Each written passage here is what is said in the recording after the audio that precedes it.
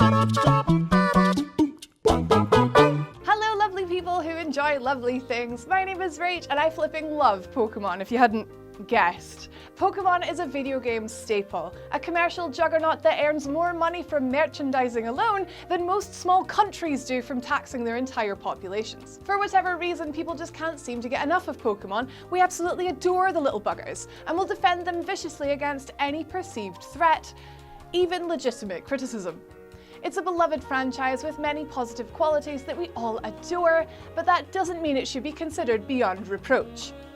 Nothing's perfect. As we all look forward to Pokémon Sword and Pokémon Shield, let's take a trip aboard the skepticism train and have a giggle at 12 things nobody wants to admit about Pokémon. Number 12. It's actually fairly impossible to catch them all. Some people just don't care about finishing games, truly finishing them. Whether a game says 76% or 100%, to them, they're just not bothered. Some of us, however, do care about this sort of thing.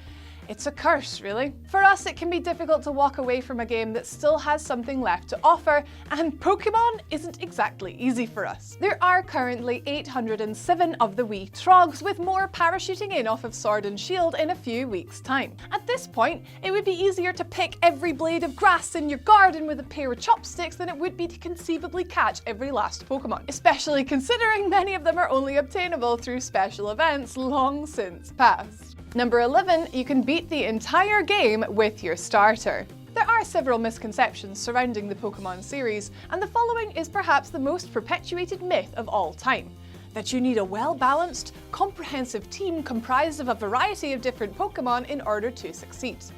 Mate, just use your starter. Seriously. Just keep leveling it up. Don't switch to another member of your party. In fact, don't even bother catching anything else that you come across. Eventually, your chosen starter will outmatch anything the game could possibly throw at you, and you'll absolutely demolish anything that dares cross your path. Providing you chose Bulbasaur or Squirtle, that is. Number 10. The games are always the same. There's a saying, don't fix what isn't broken. While Pokémon certainly isn't broken, it is becoming noticeably stale. It's the very same thing that we fell in love with, only now it's stagnating a little. Even with the switch up in gym battles that we saw in Sun and Moon, and with catching mechanics in Go and Let's Go. You're a young trainer, given your very own Pokémon and set out into the world to fend for yourself. Along the way, you'll collect gym badges, single-handedly foil nefarious plans of a sinister organisation, and eventually you'll face off against the Elite Four, beating them and becoming the new champion of the land. Each game adds something, sure, but Pokémon has told the same story each time, varying the formula just enough to somewhat validate the new installment. After almost 2 decades, it's essentially become a routine. Number 9. It's not exactly complex. Look, playing Pokémon competitively online requires skill and is immeasurably fulfilling, but the single-player mode is completely lacking in any tactical complexity. You engage someone in battle, use your favourite move over and over, and then victory. When you run out of PP, you swap to your second favourite move. Leer and Tail Whip can get right in the bin, you'll never use them. Don't get me wrong, not every RPG has to be Baldur's Gate 2, but some strategy wouldn't go amiss. I'm not suggesting a huge overhaul here, but an interesting addition to the series could be the combat of Paper Mario, a system that incorporates rhythm and timing just for a better sense of immersion. Just a thought. Number 8. The games offer zero challenge. When was the last time a gym leader actually gave you some trouble? In fact, when was the last time you found yourself genuinely stumped by anything in a Pokémon game? The only thing really preventing you from bulldozing your way through the entire experience are the arbitrary roadblocks the game thrusts in front of you to stretch out the experience. Anyone else think it's a bit strange how often the gym leader is absent from the actual gym? It's almost like the game knows that you'd pulverize them in a matter of seconds, so it's figuring out a way to keep you otherwise occupied. Almost like it's wasting your time rather than actually challenging you. Oof, too far? Maybe a little. Number 7. The new Pokémon designs suck. Like many people, I get excited for a new Pokémon game. The series has an intrinsic appeal, and it's always been good at getting people hyped.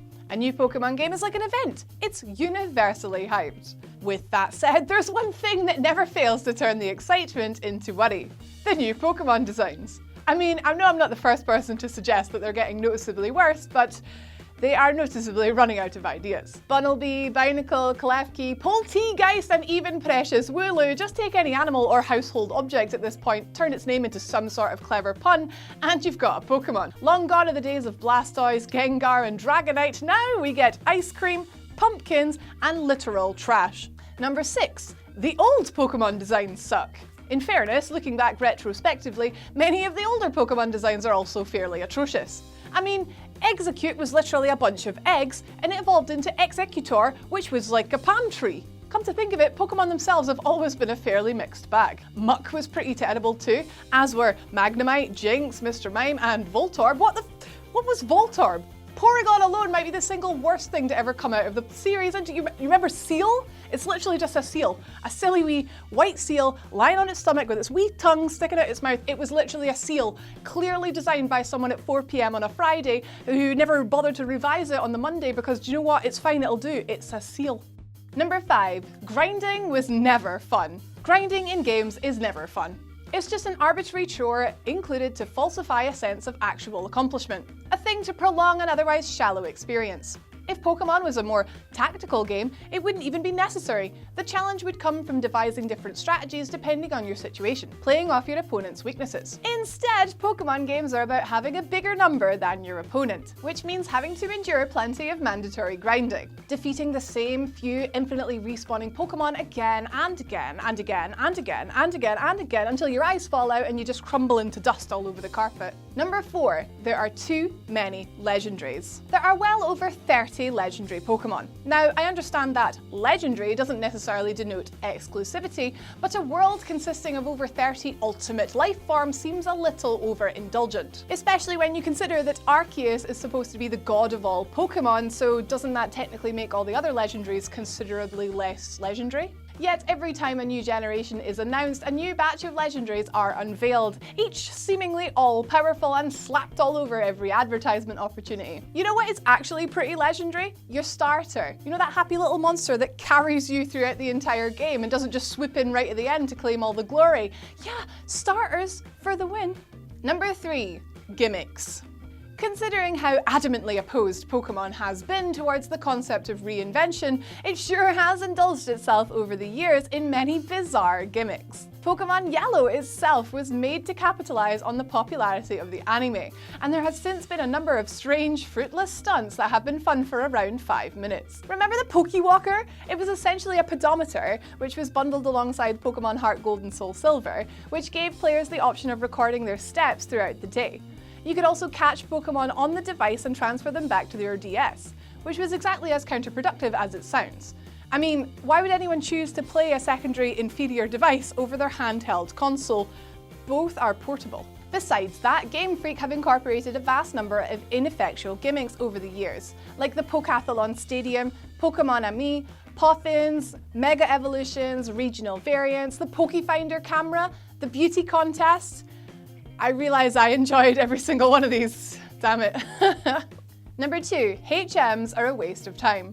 Many video games utilise power-ups, either to create a sense of gradual progression or to regulate player movements. In a Metroidvania game, for instance, power-ups are often used as a means to obstruct players, preventing them from advancing until they have acquired whatever upgrade that the game has specified. This is also very much the case in Pokemon, which uses HMs, or hidden machines, as a means to structure the experience. It makes sense, and it's perhaps the most organic way to regulate a game. In Pokemon, however, HMs are utterly useless. They have a function, and that function must be performed before the player can advance, but then you're stuck with them. Once taught, HMs can't be easily forgotten, which means that your chosen Pokemon has to carry them around for the rest of the game, permanently restricted to a mere 3 serviceable moves. They essentially restricted your party of 6 Pokemon down to 5, since you'll always need a HM mule to carry the baggage so that the rest of the team can possess 4 moves each. Number 1. The formula hasn't evolved in over 2 decades. In most cases, reinvention is the key to prolonged commercial success.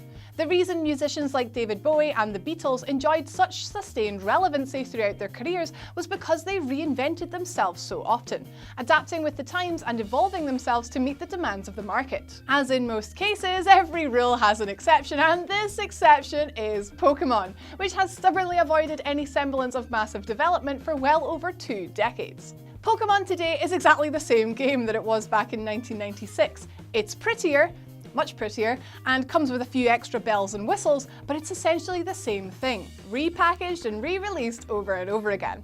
It's perfectly happy the way it is, and given its continued success, that's unlikely to change anytime soon. Don't really mind, to be honest.